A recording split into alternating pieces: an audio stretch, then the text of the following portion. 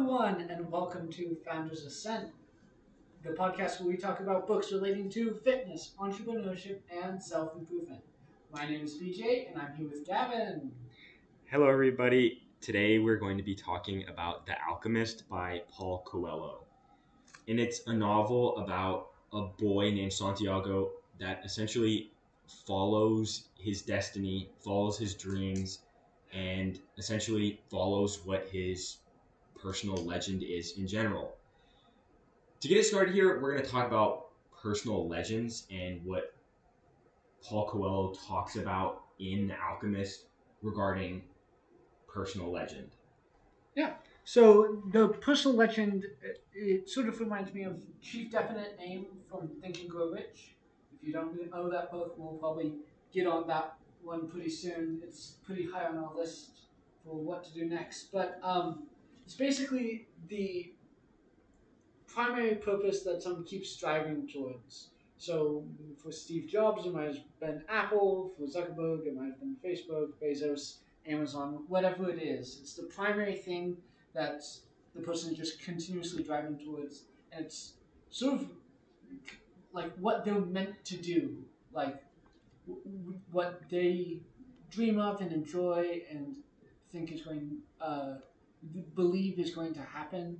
And for Santiago in the story, it's the treasure buried under the pyramids that he has to dream about. And that's his personal legend, to go to the pyramids from Spain and travel pretty much almost entirely by land to the pyramids and retrieve his treasure. And the really, I guess, primary thing that I paid attention to was how he was continuously moving forwards towards the goal, even though he often got faced obstacles and even distractions. But for example, he uh, within the first 2 hours of being in Africa after crossing the little strait to get from Spain to Africa, he got robbed and lost all his money that he had just gotten from selling his sheep as a shepherd, and he had to work. I think it was for almost a year, like 11 months and 9 days. Yeah, it was a long time. Yeah, he worked for a long time in a crystal like glassware shop, and through his creativity and entrepreneurial spirit, he sort of figured out how to improve the shop and make it better. But that whole time, he was thinking about going back and just going getting more sheep, but also nagging at the end of it was, but what about the treasure? I'm 2 hours closer to the pyramids. I'm 2 hours closer to my treasure, and he determined he would continue going towards his treasure uh, rather than to backtrack and then maybe even never accomplish his personal legend. And it talks about being that's sort of the most important thing, that whatever you choose to do, you focus and work on achieving that. And in going after your goals or personal legend, following omens from the universe and following that, you want to make sure that fear isn't one of those factors that's holding you back. And it says in the book, tell your heart that the fear of suffering is worse than the suffering itself, and that no heart has ever suffered when it goes in search of its dreams, because every second of the search is a second encounter with God and with eternity. So essentially what it's saying is that fear is a bigger obstacle than the obstacle that you're fearing is in the end.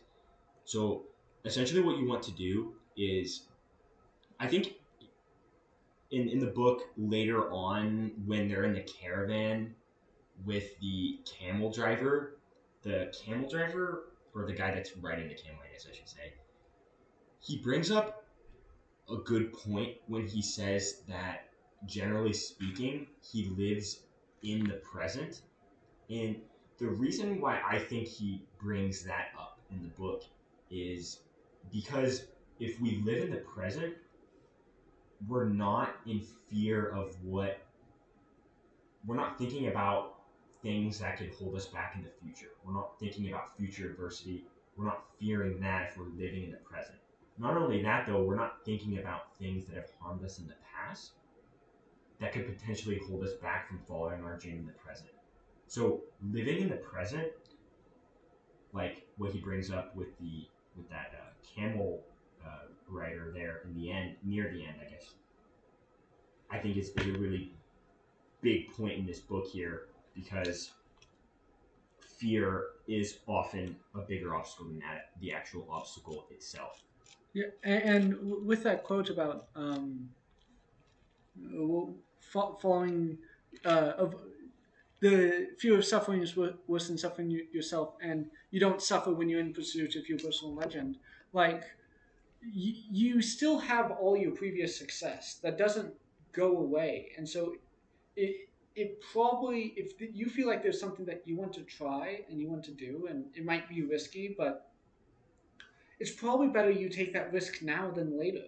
Like especially if you're younger and you don't have a family that you have to look after. It's so much better to start a business then than when you have a family and kids, and this could massively mess up not only your life but everyone around you.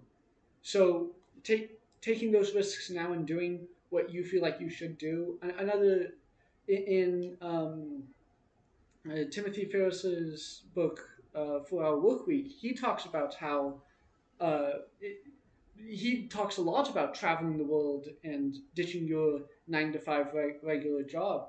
And what he says about it is oftentimes you think, oh, I'll lose all this progress on my career path. But actually, if you were to want to pick up that career again, and you sit down in an interview and talk about traveling the world, the people with the 9 to 5 jobs that are interviewing you will want to know how you did it and be fantastically interested in that, and will hire you probably more, and you might get in a better position after traveling and doing this awesome thing that no one ever thinks of doing because you stepped away from your career and all that sort of career progression. Like maybe that's just an illusion, and what really is you just want to say you're progressing so you feel better about yourself or whatever. But honestly, how much do you actually lose from stepping away from what you do all the time? Like if you have a degree, you still have your degree. If you've learned a skill, you still have a skill. The relationships, sure, some contacts you might lose, but a lot of them you can pick that relationship right back up, and they'll be happy to meet you and hear about your experiences. So, to, if you feel like there's something that you need to be doing, I don't mean drop everything right away, but make a plan to accomplish your dreams and make it happen, because you will prefer pursuing that than being stuck at wherever you are. And um, if you're just thinking about doing it but thinking about all the obstacles, that doesn't help you. Actually trying to accomplish it and realizing that, oh, some of these obstacles aren't as bad as I thought, that actually is useful and will make you feel good about yourself. So when he was talking about suffering for your personal legend, I mean, what else is worth suffering for? I think at the end of the day, knowing even if you fall short of said goal, and I guess in this example it could be starting your own company because that's what BJ and I want to do, and that's essentially why we created this podcast, Founders Ascent, hence the name. We want to essentially spread a bunch of knowledge that helps people become founders, and oftentimes what I feel like holds people back is obviously the fear of failure first off, but I think living with the regret of knowing that you could have tried but didn't is probably like one of the most difficult things you could end up with, like the most difficult Absolutely. feelings you could end up with in the end. And so I think if you have an idea, it may not necessarily be the most well thought out idea, but I think just getting started on it and then figuring other things out a little bit after you've started with said idea is the way to go. Like when BJ and I thought to like start this podcast, we hadn't thought about all the logistics, but we had an idea and we had something that we both liked doing, which was reading books related to self improvement. And we thought that, or one of the things that I thought about was regretting not doing this down the road because it could only serve to benefit me and not really serve to harm me in the end. So, doing things that could only serve to help you is what you should try to do, and not necessarily thinking about failure, because holding yourself back because of failure is often worse than the failure itself. Essentially, like what Yeah, Paul talks about in the book pretty much the entire way through, I guess. yeah, and the other thing is, maybe don't focus on like the end result. Like, if you're trying to create a social media platform, or if you're trying to grow on a social media platform, maybe don't track the followers and stay focused on what is it you're actually trying to do with this. What are you actually trying to spread, and focus on the actual impact, not the influence. And then, because it talks about in the book, the over the metaphor that sort of encapsulates the entire book is transmuting from something of lesser value to greater value. That's what happens to Santiago. That's what happens literally in the book with turning lead into gold. And it says the reason why a lot of people fail in turning lead into gold is they're focused only on uh, getting the gold rather than the process of uh, lead achieving its personal legend of becoming gold. And so remaining focused on sort of what is it you're actually trying to accomplish. Like, even if this only helps one person, how are we going to help that person? How can we help that person best? And thinking about those questions and the in sort of I with the common plan of business models to figure out who's your target customer and how do you solve their problems. Apply that to whatever it is you're doing.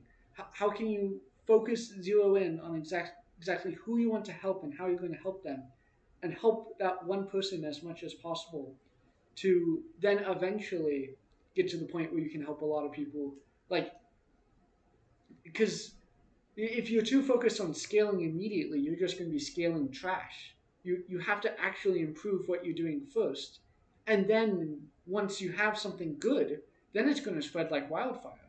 But you have to make something good first. I know there was a company that what their goal was, they wanted to provide like recipes, but then also do the shopping.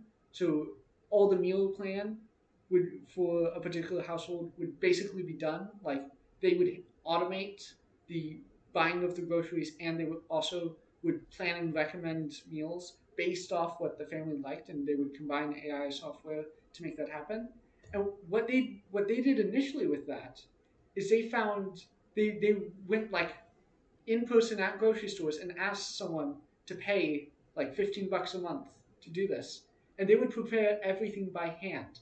They would go to the door and collect the $15 by hand, and then hand them a paper copy of all the recipes that they researched by hand and the bag of grocery that they hired by hand. And they did that for months before ever starting on the software.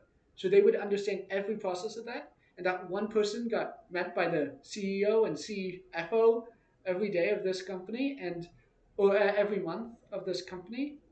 And that's how they began. They just focused on a single customer and figured out exactly how can they provide the best value. And now they've figured out the software, and now they're scaling that technology to help a whole ton of people.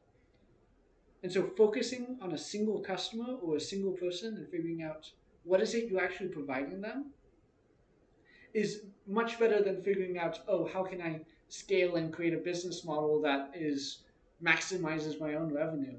That's if you only A great way to think about money is to think about it as IOUs. This is something that one person from society gives you that you cash in with another person in society. And what that says is this person provided something of value to me.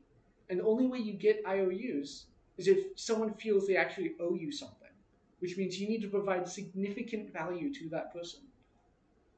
Yeah, and there's multiple ways you could look at it. You could either look to benefit a bunch of people's lives a little bit, or you could benefit few people a lot. And BJ often talks about this. He talks about making sort of like this monthly fee or yearly fee that companies can sign up for. And you could have what book brought this up? Having like 50 companies on your list Oh, and you have a wait list. this is Nathan Lotkar's How to Be a Capitalist Without Any Capital. He has an interesting podcast called The Top. He interviews entrepreneurs, particularly tech entrepreneurs in the software as a service space. And he, throughout the interview, he also is grilling them for private company data. And then he places all that data in a database that he then venture capitalists and other people use that data to help know information about companies and have a better understanding on what companies and startups to purchase. And people pay thousands of dollars for access to that, and he limits it to 50 people, which one provides a like very consistent revenue because there's always a wait list. So he could even increase the price, and some people might drop, but those spots will immediately become filled. Yeah. And the cool part about that is you don't have to worry about a ton of people's problems. Because Exactly. let's say there's one particular company or person that comes at you every other day with a bunch of critiques on what you could be doing to to change everything that you're doing, but having a bunch of people like that would be extremely hard to deal with. But if you limit it to about 50 people, give or take, depending on what your price is, obviously, you don't have to deal with a ton of different people. And if one customer in particular is being extremely annoying and trying to extract value that you don't want to be giving them, you could drop them from the list and add another person that's on the waiting list. This is also talked about by Tim Ferriss in 4 Hour Workweek. He had his fitness supplement company, and he realized that 2 or 3 people were just causing problems and misordering and messing a whole ton of stuff up. So he sent them an email and he's like, order correctly or don't order at all. And he did lose a customer or two, but that took his time from like 60 hours a week down to eventually 4 hours a week. And he doubled down on the customers that were doing correctly and clearly did appreciate his product. And by focusing on just a few people, even though his maybe overall uh, revenue decreased, the income, like the pay per hour of time that it cost him, went up massively because he eliminated the 80% of uh, just wasted time and focused on the 20% that actually was providing more than 80% of the value, the 80-20 rule, which is another book worth checking out that is higher on our list to get to at some point. But so doubling down on the 20% that is working, and not just like 10x, like 100x that thing that is actually working, because that's where you're actually going to be providing value. And yeah, And I bet you like 20% of the companies that he was dealing with were probably resulting in like 80% of his work. that's what he said. 20% were resulting in 80% of his value, and the other 80% were only giving 20% of the value. So he focused in on the few ones that had big orders that clearly, because month after month they had the system down and they appreciated the product and they knew exactly what they were getting and they kept on ordering more of it. So he doubled down on those people and was like, order more. And rather than trying to get another customer that maybe didn't know the system, didn't know what product they were getting, didn't know how valuable it was, and so caused a lot of problems and additional questions that just really weren't necessary when you have someone who does value you that you can just go straight to them. Yeah. I think so. Circling back to the Alchemist, there is one thing I wanted to bring up as well, kind of like what BJ was talking about before we got on this tangent.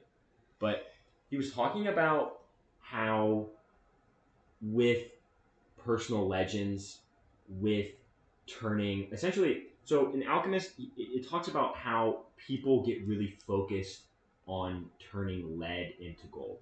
People get extremely focused on that, and they think that's what their personal legend is, or they want that specifically to be their personal legend. And the argument that Paul's trying to make here is that if we focus on the superficial, and we try to think that the end result of turning lead into gold is our personal legend, we're focusing on the wrong thing. Because if you think about it in the entire context of this story, we have Santiago going on this insane adventure, and at the end of this adventure, he ends up with treasure. Okay? If Santiago's personal legend was just the event of finding the treasure itself, Santiago would not have gone on this insane journey. He would have taken 10 steps to his right, taken a shovel, dug 10 feet underground, and he would have ended up with the treasure. But ending up with the treasure wasn't his personal legend. Turning lead into gold wasn't his personal legend. His personal legend was going on the adventure of a lifetime, meeting cool people, seeing the pyramids, and learning things that would change the outcome of his life. That was his personal legend. His personal legend was not finding treasure. And oftentimes people think that their personal legend is turning lead into gold, finding that treasure. But I think they're mistaken. Their personal legend is more so the journey that they're going on and the things that they pick up along the way. Yeah, personal legends, not personal treasure. Yeah. It's the actual act of going on this quest and actually going on the quest and doing all the things. And it also, I just noticed this. I didn't notice this before, but there's that scene with the crystal merchant shop where he's asking for food, and then he starts cleaning the glasses, and then the shopkeeper's like, "Oh, I have to feed every hungry person as part of my religion, but I let you clean them because both of us needed to be cleaned of poor thoughts." And sort of that you need to be prepared to receive something before you receive it. And this whole adventure, like, what would Santiago do with a ton of treasure if he had just found it right then? He would have bought a whole ton of sheep or something and just Yeah, he would have spent it on something like sheep. what maybe he would have lost maybe the treasure would have just immediately been stolen from him because he didn't have the experience of being stolen from constantly throughout the story. Yeah, he got stolen from what, 3 times? 2 or 3, yeah. The 3 times. It Yeah, was 3, yeah. yeah. First time, as soon as he got into Spain. Second time, it wasn't really stolen; it was half given, but with the chief, where to trade for his life. And then the third time, he just straight up got mugged. Yeah.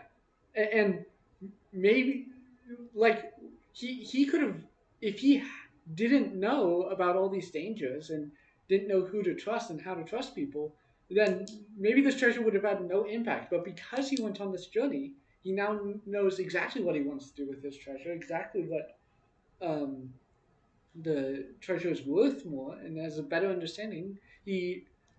Whatever he does, it's not really made clear what he does with the treasure after it. But if he spends it to be, it talks about him becoming a great merchant as one potential route. And if he didn't learn Arabic, he probably couldn't become a great merchant because he wouldn't be able to communicate with those people and couldn't make it happen. And so all these different things that led up to him being prepared to receive it. Like that's why same thing can go for any of us where like we need to understand more about we need to develop skills and better understand our customers and whatever to actually provide value. And then once we have the money, then suddenly we can do this all the time, and suddenly we have too many projects to work on. Where previously it's like, oh, I have one good idea and maybe it works. Now suddenly you're going to be seeing ideas everywhere you go and have too much stuff to work on and not enough time and to actually have the impact that you could have now that you're seeing all these opportunities. That's right, because if somebody, because one of my goals is to create a successful company that provides a lot of people value. But let's pretend tomorrow some random person walks up to me, gives me some papers or whatever, and makes this deal and just gives me his or her company. Okay. And let's pretend this company is a very high value company. Do you think I would know what to do with their company? Heck no. That's probably not what my personal legend is, right? And so if you're granted this absurd thing, this absurd event, and it may be the last thing on your personal legend, the very last event that occurs, if you're granted this just out of the blue, you're not necessarily going to know what to do with it. Like BJ was saying, if Santiago was just given this treasure without going on this journey, do you think he would have known what to spend it on? I don't think he would have. I think he would have just spent it on sheep, like BJ was saying. I don't think he would have known what to do with it. Like if I was granted this absurdly successful company tomorrow, I wouldn't know what to do with it. And so I wouldn't be able to benefit people with that absurdly great company, right? Yeah, a person I think of when thinking about this is Grant Cardone. He owns a whole ton of real estate, and oftentimes whenever he's doing like media or I see a post or something, I'm surprised by how often his kids are with him because they stand to inherit his massive portfolio of real estate companies. And so he has his kids with him all the time, learning just a whole ton of stuff. And I think that's really great that he knows that they need to be prepared to receive that in order to actually be a lasting legacy that he's made. And so that's what I think of when thinking about being prepared to um, receive the treasure, the reward at the end of your legend. The reward only comes at the end of the legend. It's not so, but everything that comes in between is absolutely necessary to actually receive all the benefit you can from that reward. Yeah, and so just sort of to start wrapping things up here and essentially explain key takeaways, I'd like to start and say that my key takeaway from this book, if I were to pick one thing, would be, generally speaking, fear of failure is what holds us back rather than, or fear of failure is worse than the failure itself oftentimes. I guess I should phrase it like that. And so I'm going to try to apply this to my life in the future because I don't want to be held back by the fear of failure. Hopefully, the only thing that holds me back is failure, not fear of it. Yeah. And my major takeaway and the lesson that I keep on learning but never quite seem to implement is that oftentimes what you need to do to actually have success is to focus and specialize and have a definite thing in mind that you're going to accomplish and get that done, and you'll have plenty of time to get everything else done at the end. I am notoriously unspecialized. I general trivia. I enjoy all this stuff that really, and I don't think there's anything wrong with enjoying general trivia or anything like that. But I think long term, it would be more beneficial for me to become an expert in one field than to know a little bit about everything. Uh, Although knowing a little bit about everything also has its benefits. So that's my takeaway: is to have a goal in mind and work tirelessly to accomplish this goal. Next week, uh, next Tuesday at noon, we're going to be talking about 12 Rules for Life by Jordan Peterson, um, which I'm excited for. I heard a lot about this book and heard a lot about Jordan Peterson, so I'm excited to. I don't think I've read anything of his. I've heard him discuss, and there was a fantastic debate with him and another uh, person that I admire, Stephen Fry, and both of them debated one side of it together, and I enjoyed that massively. Stephen Fry is an awesome writer, and so we'll be getting back into that. I hope everyone enjoyed our first fiction book on Founders Ascent. Yes, it is the first fiction book. Exciting. It might be a little difficult to get more of those, but it was a nice break, and it's a really short read. I probably should have said this at the beginning, but you probably should read the whole book before listening to this because it doesn't take that long to read, and it really is fantastic. A whole ton of surprises and twists and turns. So be sure to join us next week for 12 Rules for Life. Go ahead and read that if you want to this week, and let us know what books you would like to see us discuss next time. Well, not next time, because that's spoken for, but sometime in the future. Thank you so very much for listening, and we'll see you next Tuesday. Bye, everybody. Goodbye.